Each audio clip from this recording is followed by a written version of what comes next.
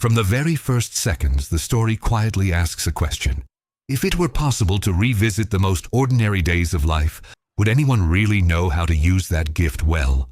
A young man named Tim grows up in a coastal house in Cornwall, surrounded by a slightly eccentric but loving family, believing his life will be normal, even if he always feels a bit out of place, too shy, and convinced that romance is something that happens to other people. New Year's Eve arrives, the kind of party where everyone seems to know exactly what to do except him.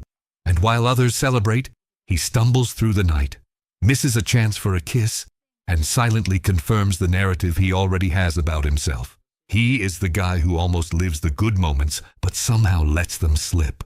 When the next morning comes, his father decides it is time for the family secret, not a lecture about growing up, but a revelation that sounds absurd at first.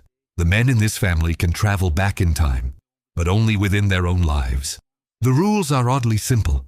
A dark space, closed fists, a clear memory, and suddenly the clock rewinds to a moment already lived, offering another chance to act differently, to say something braver, to avoid a clumsy mistake. The father spells out the limits with a kind of playful wisdom.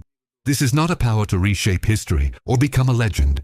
It is a private tool for revisiting small personal moments, in theory to make them better, kinder, or less embarrassing. Tim's first use of this discovery is revealing. Instead of aiming for wealth or status, he simply returns to that same New Year's Eve, sidesteps a messy accident, and this time leans into the kiss he previously avoided, rewriting an awkward memory into something gently triumphant. The moment proves the power is real, but it also exposes his deepest desire. Not glory, just connection, especially romantic connection, because he has decided his main goal with time travel is to finally find a girlfriend.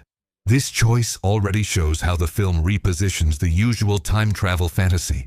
The narrative is not about changing the world, but about changing how one person moves through the regular, fragile moments of everyday life. A summer with his family brings Charlotte, a guest who looks like everything Tim imagines he wants, and he immediately starts testing the new ability like a beginner director, reshooting the same scene over and over. He replays conversations with her, corrects clumsy gestures, fixes the way he responds when she asks for sunscreen, and tries to adjust timing so that his romantic interest lands perfectly instead of awkwardly. Yet no matter how carefully he reshapes the sequence of events, Charlotte never truly reciprocates his feelings, and the film subtly delivers one of its core lessons. Time travel can fix words, but it cannot manufacture genuine emotion where it does not exist. Heart slightly bruised but not broken, Tim leaves Cornwall for London to start his adult life as a lawyer, moving into the chaotic flat of Harry, a cynical playwright whose career is hanging on the success of a new production. It is in this new city that the film shifts from an experiment about a power to a story about the kind of love that might actually justify using it, because Tim joins a blind dining event and, in complete darkness, meets Mary, an American who shares his mixture of self-doubt and quirky charm. Their first encounter unfolds without visual judgments, only voices and laughter, and when the lights return, he finally sees the person whose warmth he already felt, resulting in an instant connection that seems almost too perfect. So perfect that time itself feels like it might get in the way. Back at Harry's flat, another timeline problem appears.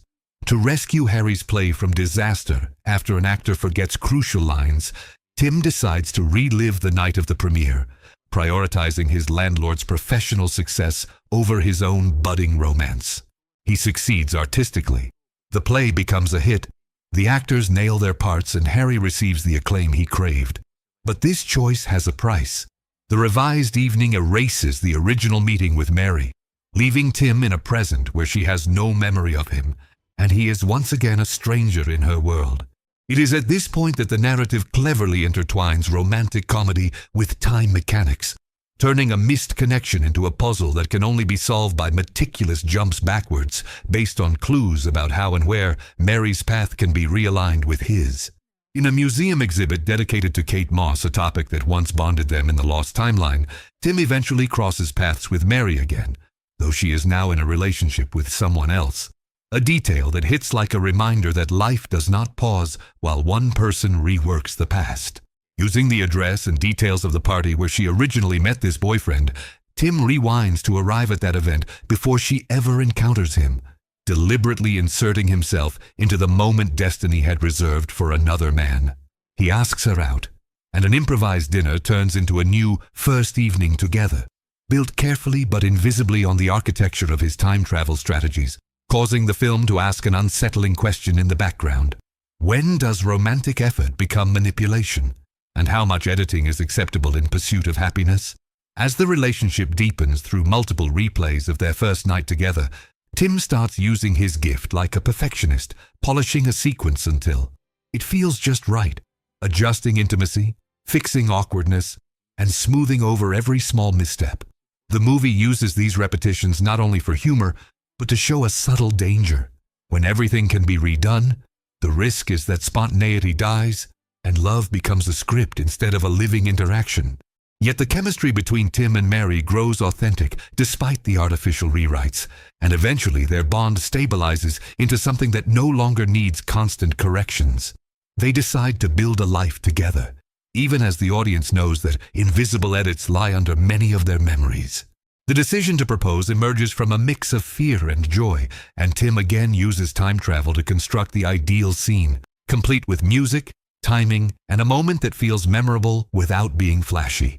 Interestingly, the film refuses to present a huge public spectacle or viral-style gesture. Instead, the proposal is intimate, a choice that supports the central theme that meaning lives in quiet, personal moments rather than grand displays. The wedding day follows this logic. Heavy rain turns the ceremony into a chaotic, soaked celebration. Yet the couple and their guests embrace the imperfections, suggesting that some of the best memories are precisely those that no one would have scripted in advance.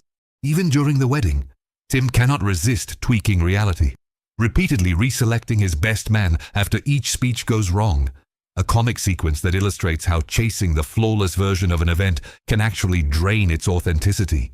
His father eventually steps into the role, delivering a speech that he too rewrites through time travel until it lands with emotional truth, which creates a powerful mirror. Father and son share the same ability, but use it increasingly for tenderness rather than for personal gain. The result is a family dynamic where time travel becomes less a fantasy device and more a language of affection, a way of saying, this moment matters enough to revisit. When Mary and Tim welcome their first child, Posey, the film introduces its most important rule twist. Once children enter the timeline, changing past events before their conception risks creating a different child altogether. This detail transforms time travel from a game into a moral decision because the identity of a child, that specific combination of timing and genetics, depends on countless tiny factors that any alteration might disturb. Later, when Tim tries to help his sister Kit Kat break free from a destructive pattern by going far back to prevent her from starting an unhealthy relationship, he returns to a present where Posey has been replaced by a completely different baby, forcing him to confront the cost of meddling too deeply with earlier stages of life. To restore Posey, Tim must undo his well-meaning intervention, accepting that some people must heal forward rather than be rescued backwards. Instead of erasing his sister's pain entirely, he supports her in the real timeline, encouraging her toward healthier choices and a more stable partner without rewriting her whole history. This marks a shift in his understanding of responsibility. The power to revisit time does not grant the right to overwrite other people's journeys whenever their paths look messy, because growth often comes through the very experiences that a protective relative would instinctively try to remove. The story's emotional core intensifies when Tim learns that his father is seriously ill, a condition that has developed slowly off-screen while everyone was busy adjusting romantic timelines and daily inconveniences. Here, the film quietly confronts the limit that even magical rules cannot break. There are events that no amount of rewinding can truly prevent without unraveling everything built since, especially when many of those moments involve the births of children. Instead of trying to escape the inevitable, father and son use their shared ability to stretch their time together, replaying simple activities like table tennis and beach walks, finding comfort in repetition rather than in escape. Before his illness progresses too far, Tim's father leaves him with a two-step strategy for living well with this gift. First, Live each day normally, enduring all the small stresses, frustrations, and rushed routines as they naturally unfold. Then, at day's end, travel back and relive the same day again. This time noticing details, savoring kindnesses, and treating minor annoyances as unimportant, effectively turning ordinary time into a consciously appreciated experience rather than something merely survived. Watching Tim apply this approach, the audience sees an office day replayed in two versions, one tense and distracted, another calm and observant, with tiny shifts in attitude, creating a completely different emotional outcome, even though the external events barely change. This sequence quietly argues that the real superpower is not the ability to rewind time, but the decision to see familiar moments with more gratitude and presence. A shift that could, in theory, be practiced without any sci-fi mechanics at all. Yet the film also shows the hidden downside. When every day can be rerun, there is a temptation to avoid facing hardship directly, to keep cushioning reality instead of accepting it. Eventually, the timeline reaches a point where Mary wants a third child, and Tim understands what this means. Once the baby is conceived, he can never safely travel back to visit his father in earlier periods before the child's conception without risking the existence of that new life. Knowing this, he spends months repeatedly returning to earlier days with his father, stretching their remaining time in a way that feels emotionally full, but ethically precarious, as if he is clinging to the past with both hands even while the future knocks at the door. In a final shared journey, they travel together back to one of Tim's childhood days on the beach, walking side by side in silence and acceptance, a moment that functions as a farewell disguised as nostalgia. After the birth of the third child, Tim can no longer revisit those earlier days with his father, and the story elegantly shifts from using time travel as an active tool to treating it as a lesson that has already done its work. Tim quietly chooses to stop rewinding his daily life, deciding instead to live each day as if he had already gone back and chosen to enjoy it fully, bringing the father's advice into a timeline that now runs only forward. That decision reframes the entire narrative. The power that once seemed like the central attraction becomes almost unnecessary, because the character has internalized its core message about presence, love, and acceptance.